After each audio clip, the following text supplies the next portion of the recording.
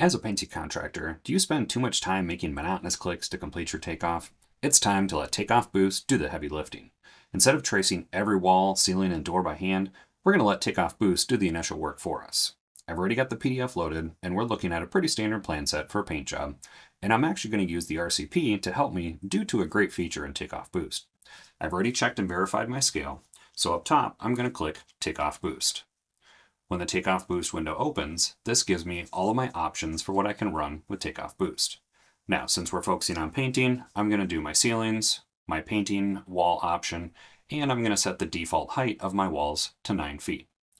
I'm going to click Run Takeoff Boost, and what that's going to do is now take this plan and connect to our in-house built AI model, and it's going to look for what you told it to look for on those options. You'll notice that I don't have any conditions in On-Screen Takeoff. When Boost goes through and looks for what I've told it to look for on those plans, it is going to create the conditions that go along with that takeoff. Typically takes 30 to 45 seconds for Takeoff Boost to run, and then those results are then put back into On-Screen Takeoff, just as if you had done that takeoff, and then you're able to modify and make adjustments as needed. So that way you as the estimator are still in control of the results of your takeoff. And I can see that my results are already back in On-Screen Takeoff, and I can see all of my totals based on each of those conditions that I told Takeoff Boost to look for.